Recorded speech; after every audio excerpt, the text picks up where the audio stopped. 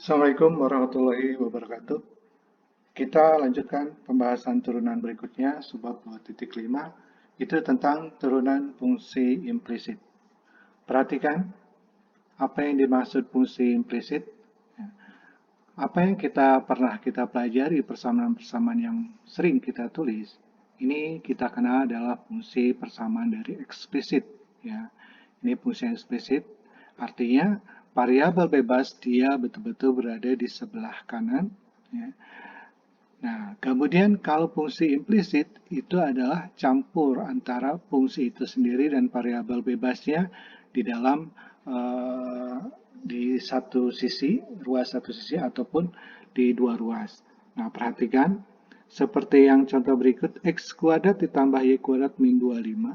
Ini variabel bebasnya secara umum kalau fungsi seperti ini, x ini adalah sebagai variabel bebas sama sepertinya fungsi eksplisit.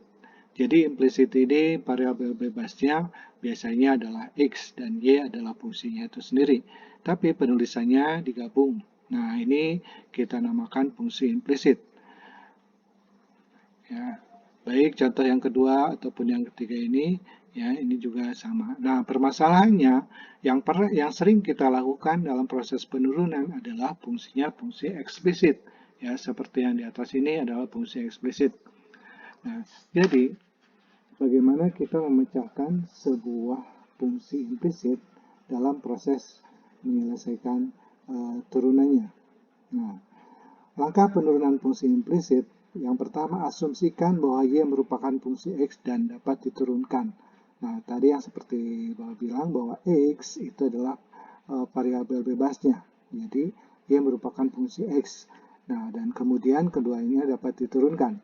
Kemudian turunkan kedua ruas terhadap x. Ya. Selesaikan dy per dx ke dalam x dan y. Artinya nanti kita selesaikan semuanya dalam dy per dx. Jadi nanti kita akan mendapatkan persamaan dy per dx-nya sama dengan apa. Nah, itu targetnya. Oke, kita perhatikan yang pertama, contoh berikut. X kuadrat ditambah Y kuadrat sama dengan 25. Perhatikan, X kuadrat, apa yang pernah kita lakukan? Penurunan dari X kuadrat ya sama untuk menyelesaikannya. X kuadrat kita turunkan adalah 2X. Artinya, ini adalah yang kita turunkan terhadap X. Kemudian, yang Y kuadrat kita turunkan dia terhadap Y. Ini 2Y. Nah, perhatikan ini kalau kita tuliskan turunan sebuah simbolnya, ya perhatikan. Ini artinya kita tuliskan dy per dx, ya.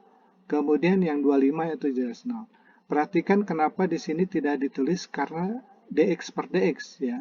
Untuk kasus di sini untuk yang x diturunkan, itu kita tidak tuliskan dx per dx-nya, itu 1. Jadi kita tuliskan hasil turunan saja. Hanya yang diturunkan terhadap y, kita tuliskan di belakangnya dy per dx seperti ini. Ya, untuk yang di belakangnya. Nah, kemudian setelah kita selesaikan, semuanya kita turunkan, kita sederhanakan targetnya adalah dy per dx. Nah, sehingga 2x-nya kita pindahkan ke ruas kanan. Ini menjadi min 2x. Kemudian dy per dx berarti itu adalah min dari 2x per 2y. 2-nya kita coret sehingga hasilnya adalah min x per y. Nah, ini adalah hasil akhirnya bahwa dy per dx dari fungsi x kuadrat plus y kuadrat sama dengan 25, turunannya adalah min x per y. Ya.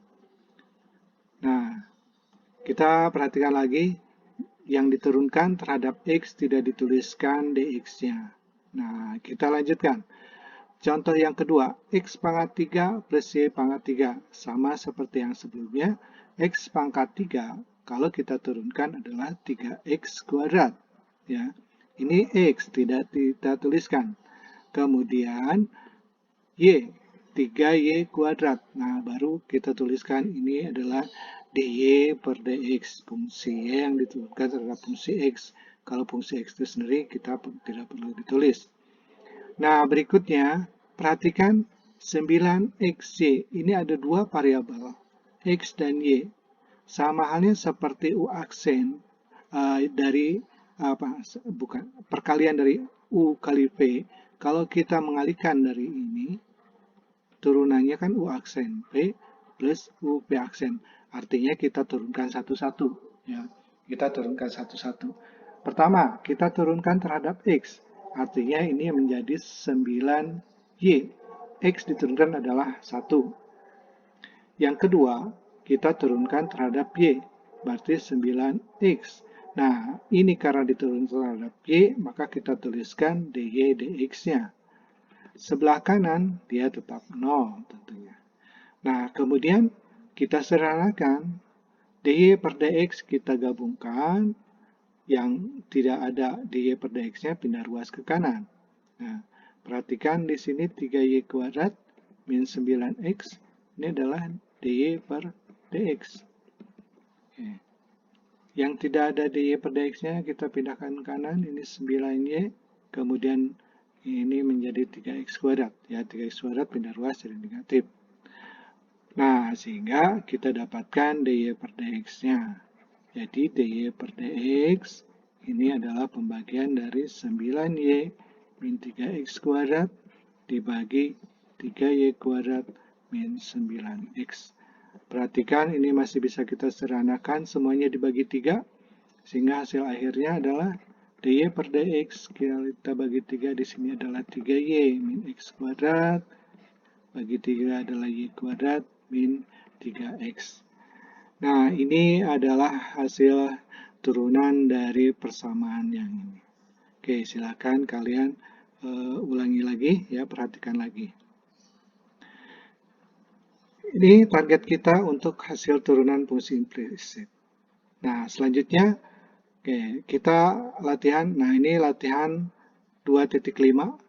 Perhatikan ini bentuknya relatif sederhana, ya. Nah, ini Bapak perbarui dari modul yang sebelumnya. Latihannya Bapak pikir terlalu sulit yang latihan sebelumnya. Ini Bapak ubah. Nah, ini untuk latihan 2.5 ini sekarang kita menggunakan latihan yang ini. Silakan kalian pelajari, kemudian masuk latihannya untuk menjawab latihannya di Edmodo.